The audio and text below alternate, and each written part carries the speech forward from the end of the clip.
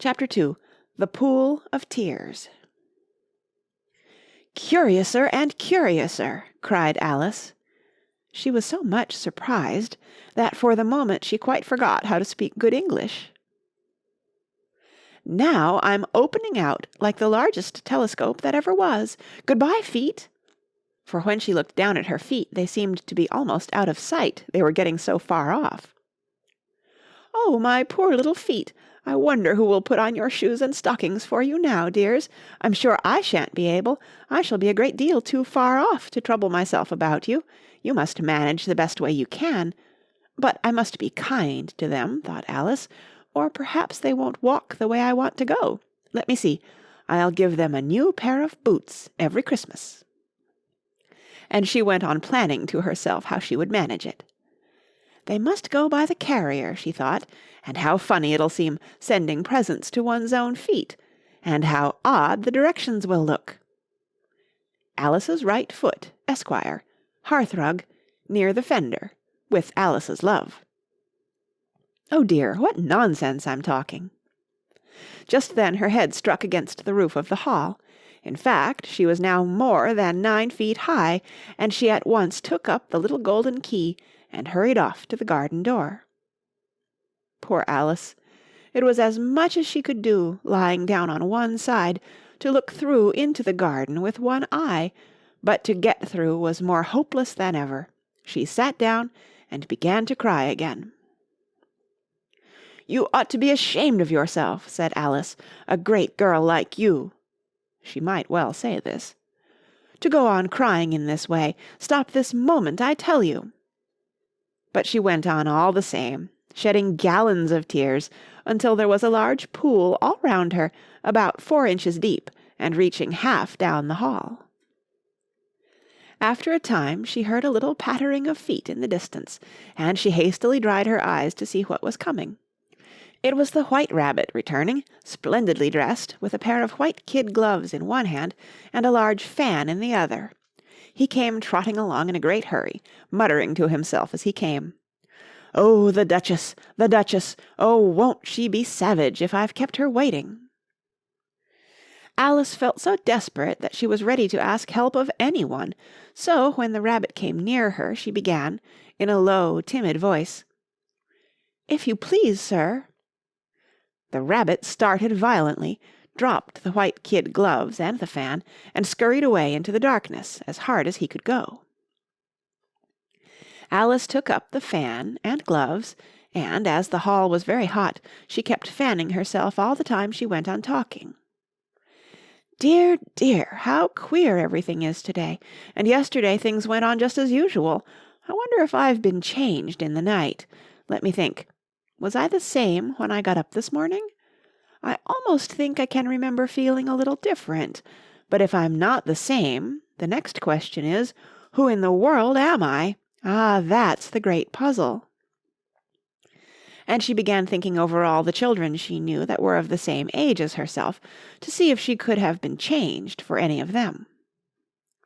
"I'm sure I'm not Ada," she said, "for her hair goes in such long ringlets, and mine doesn't go in ringlets at all. And I'm sure I can't be Mabel, for I know all sorts of things, and she knows such a very little. Besides, she's she, and I'm I, and, oh dear, how puzzling it all is. I'll try if I know all the things I used to know. Let me see. 4 times 5 is 12, and 4 times 6 is 13, and 4 times 7 is... Oh dear, I shall never get to 20 at that rate. However, the multiplication table doesn't signify. Let's try geography. London is the capital of Paris, and Paris is the capital of Rome, and Rome... No, that's all wrong, I'm certain. I must have been changed for Mabel. I'll try and say, how doth the little? And she crossed her hands on her lap as if she were saying lessons, and began to repeat it, but her voice sounded hoarse and strange, and the words did not come the same as they used to do. How doth the little crocodile improve his shining tail, and pour the waters of the Nile on every golden scale? How cheerfully he seems to grin, how neatly spread his claws, and welcome little fishes in, with gently smiling jaws. I'm sure those are not the right words, said poor Alice, and her eyes filled with tears again as she went on. I must be Mabel after all, and I shall have to go and live in that poky little house, and have next to no toys to play with, and oh, ever so many lessons to learn. No, I've made up my mind about it. If I'm Mabel, I'll stay down here. It'll be no use their putting their heads down and saying, "Come up again, dear." I shall only look up and say, "Who am I, then? Tell me that first, and then, if I like being that person, I'll come up. If not, I'll stay down here till I'm somebody else. But, oh dear," cried Alice with a sudden burst of tears, "I do wish they would put their heads down. I am so very tired of being all alone here." As she said this, she looked down at her hands, and was surprised to see that she had put on one of the rabbit's little white kid gloves while she was talking. "How can I have done that?" she thought. "I must be growing small again." She got up and went to the table to measure herself by it, and found that, as nearly as she could guess, she was now about 2 feet high, and was going on shrinking rapidly. She soon found out that the cause of this was the fan she was holding, and she dropped it hastily, just in time to avoid shrinking away altogether. "That was a narrow escape," said Alice, a good deal frightened at the sudden change, but very glad to find herself still in existence. "And now for the garden!" And she ran with all speed back to the little door, but, alas, the little door was shut again, and the little golden key was lying on the glass table as before. "And things are worse than ever," thought the poor child, "for I never was so small as this before, never, and I declare it's too bad, that it is." As she said these words, her foot slipped, and in another moment, splash, she was up to her chin in salt water. Her first idea was that she had somehow fallen into the sea, "And in that case I can go back by railway," she said to herself. Alice had been to the seaside once in her life, and had come to the general conclusion that wherever you go to on the English coast, you find a number of bathing machines in the sea, some children digging in the sand with wooden spades, then a row of lodging-houses, and behind them a railway station.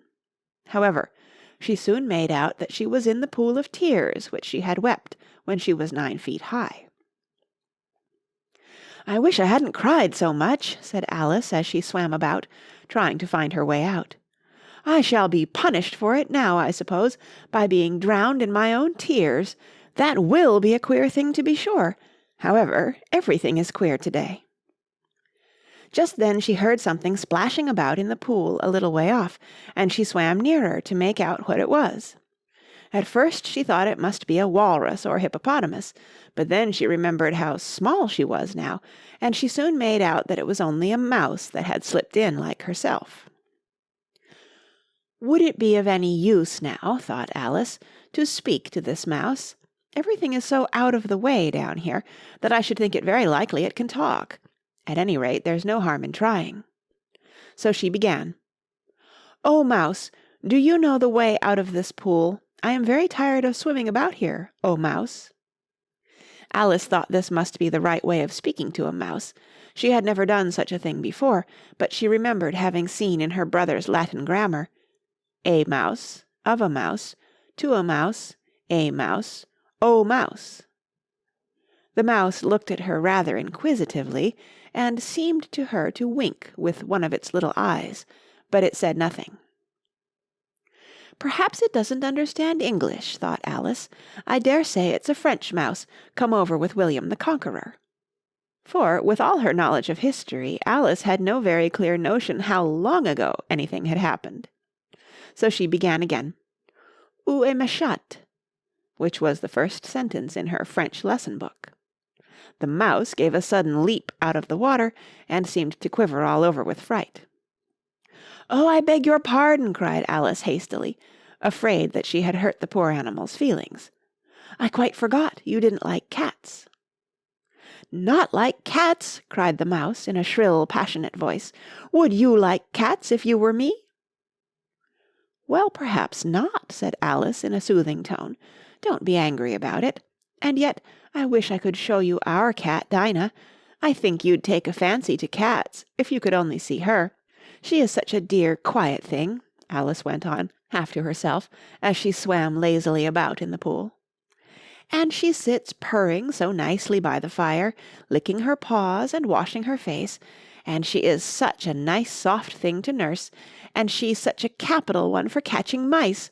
Oh, I beg your pardon," cried Alice again, for this time the mouse was bristling all over, and she felt certain it must be really offended. "We won't talk about her any more, if you'd rather not." "We, indeed!" cried the mouse, who was trembling down to the end of his tail. "As if I would talk on such a subject! Our family always hated cats. Nasty, low, vulgar things. Don't let me hear the name again." "I won't, indeed," said Alice, in a great hurry to change the subject of conversation.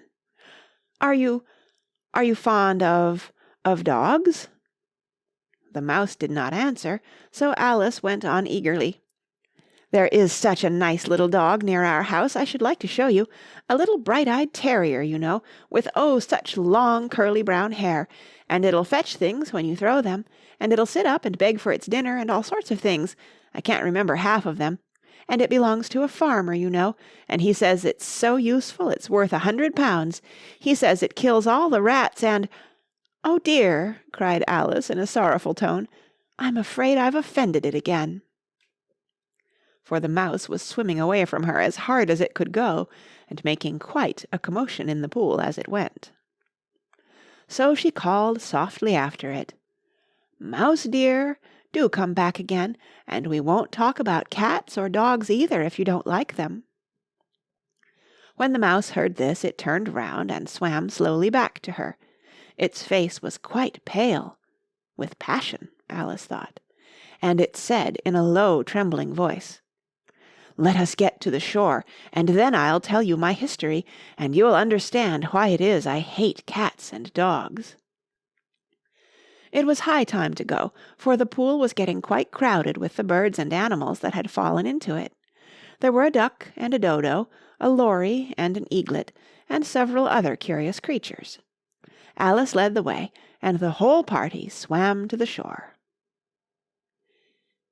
End of Chapter 2.